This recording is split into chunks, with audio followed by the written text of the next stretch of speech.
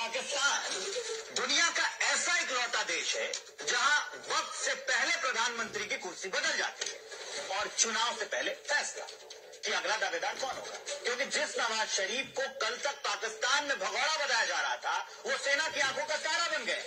क्योंकि आज जब नवाज शरीफ 4 साल के बाद पाकिस्तान लौटे तो उनका स्वागत कुछ इस अंदाज में हुआ जैसे मानो वो कोई जंग जीत कर आ रहे। पाकिस्तान दुनिया का ऐसा इकलौता देश है। अस्सलाम वालेकुम रहमतुल्लाहि व बरकातुहू।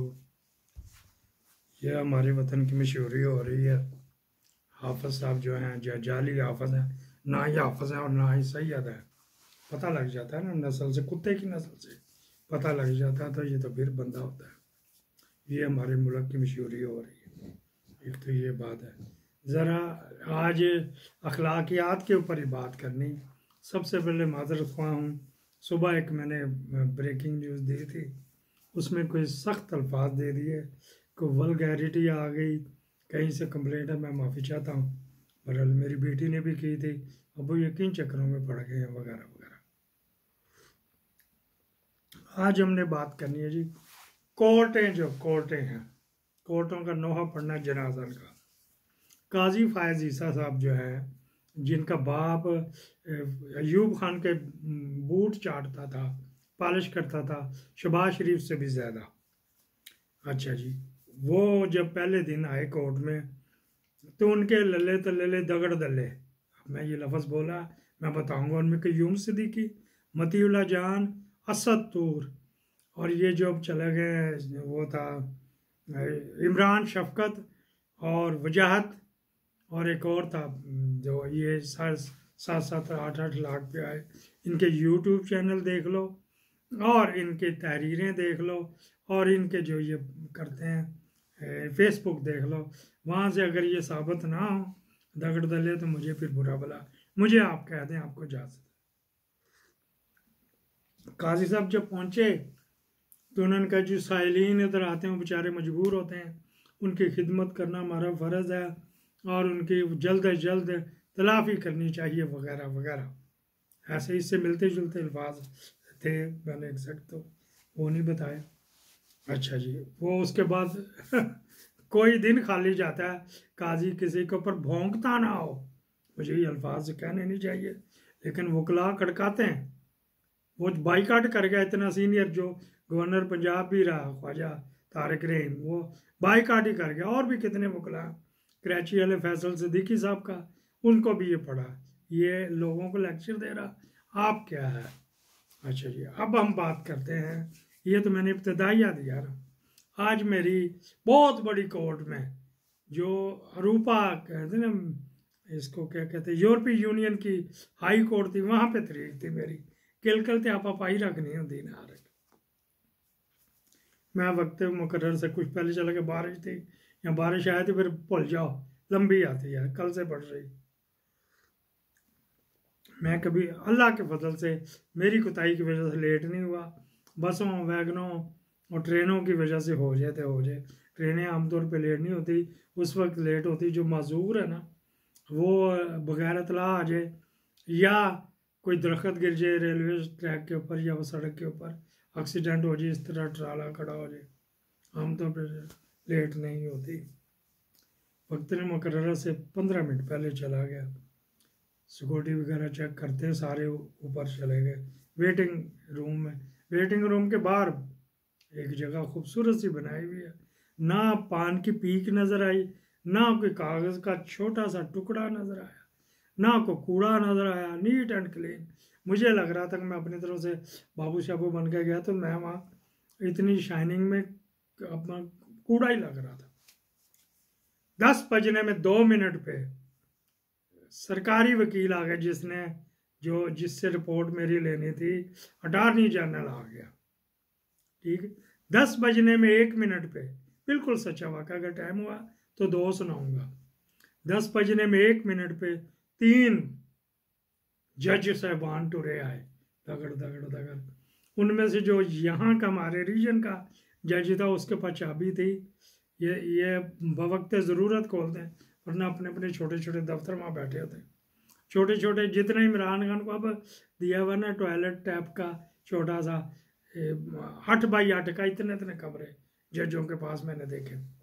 ये आए तो बड़ा सा कमरा था, जाके अंदर चले गए। थोड़ी देर बाद जज आया बाहर, जो यहाँ रीजन का था क्योंकि जूनियर था वो आया तो उसने कहा कमन जावेद कमन ज़ीराइन बेटे, जनाब मोहतरम जावेद साहब, मेरा आखिरी नाम लेते हैं ना, जावेद साहब अंदर तशरीफ़ ले आइए। अब इसमें भी लिख के भी देना, हर जावेद कमन ज़ीराइन, आप अंदर तशरीफ़ ले आए। अंदर गया तो उन्होंने कहा, वो खड़ा था जज, दूसरा जज जो यूरोपीय यूनियन बेल्जियम से आया हुआ था, वहाँ से आया, नीमन जी प्लस बेटे, आप जनाब ये आप कुर्सी पे बैठ सकते हैं। पीछे लगी हुई थी गालबन 20-25 कुर्सियाँ, मैं तो कमरा देख के हैरान पक्का पक्का। उनके जो जजों के सामने 5 थी सीटें, लेकिन ये 3 थे, उनके आगे लगी थी 8-9 सीटें। मैं वकील के बगैर ही गया। वहाँ पे वो बैठी हुई थी जो एडवोकेट ऑन रिकॉर्ड कहना चाहिए, लफ्ज़ एडवोकेट या अटॉर्नी जनरल कहना चाहिए। उसने जो था जो चेयर कर रहा था यूरोपीय यूनियन वाला, उसके राइट हैंड पे बैठा हुआ था जो अरूपा को डील करता, 55 मुल्कों को डील करता है, यूरोपीय यूनियन के 54-55 एक था। फिर शेंजन का भी होता नहीं है, बड़ी खिचखिच होती, अजीब व गरीब खिचड़ी को। फिर मेरे वाले जज ने उसने कोई गिटमिट की, फिर उसने एडवोकेट जनरल से पूछा क्या मसला है इनका। फिर उसने उनके पास रिकॉर्डिंग तमाम हो रही होती है, सब कह के माइक से रिकॉर्डिंग हो रही होती है। मेन जो हमारे रीजन का जज था उसके कमरे में रिकॉर्डिंग सिस्टम था ऑनलाइन। फिर मैंने कहा जी मुझे 2 मिनट दे देना। कह रहे नहीं आपका टाइम है, आपका बेफिक्र, आपका ही टाइम है।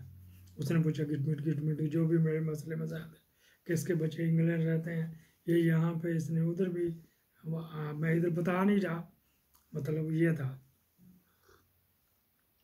जो इंग्लैंड को डील करता है, यूरोपीय यूनियन से, मैं तो इंग्लैंड को डील करता। फिर उसने गिटमिट किया, कोई सवाल किया मुझसे। फिर यूरोपीय यूनियन वाले ने जो ब्रिसल से आया था, बाजवे के पिंड से इधर आया था, ब्रिक्सल के थे, उसने 1-2 सवाल किए। फिर मैंने को बात की उनको, इस तरह प्रॉब्लम है। फिर मैंने कहा तो बच्चों के बगैर आपको पता ही कितने मसले होते हैं वगैरह वगैरह, मैं इधर अकेला रहता हूँ। पुलिस ने मेरे घर के बाहर लिख के लगवाए हुए नंबर कि तू मर गया तो तेरे किधर करवाने, क्योंकि मैं 3-4 दफ़ा सड़क पे गिर गया था ना, हार्ट की वजह से, हार्ट अटैक था गया था। फिर एम्बुलेंस आई तो मुझे कह के गए, मुझे अहमद इधर कहते हैं, मेरी लोकल पुलिस जो रहते हैं ना, बीच में मोहम्मद मुनीर अहमद जावेद मेरा नाम। मैंने कहा मेरे दरवाजे पे लगवा गए, मर गया था इन्होंने, फिर पता नहीं क्या सलूक करना है मेरे भाइयों के साथ वगैरह वगैरह।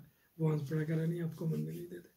मैं ये बताना था, ये एक किस्सा है कि जज मुझे खुद बुलाने आया, ठीक है जी। फिर उसके बाद यहाँ पे जब बातचीत ख़त्म हो गई, उसने रिकॉर्डिंग की हुई थी, मुझे सुनाई। उसने मुझे पूछा हसदू फर्स्ट डाले कि तो आपको समझ आ गई है जो हमारी आज गुफ्तगू हुई है, क्योंकि मैं उसके तर्जमान के बगैर तो गया था। All is okay, all is okay. यहाँ पे एक बात हो गई।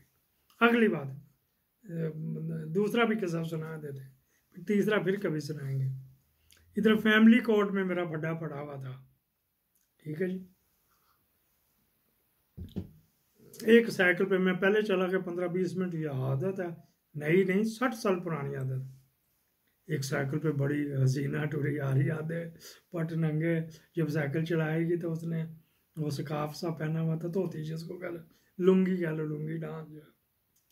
तो पीछे उसके बैग में साइकिल देखी, बैटरी वाली बड़ी महंगी 6-7 हज़ार यूरो की साइकिल थी। पीछे देखा बैग में, कल भी ये छोड़ के चले गई।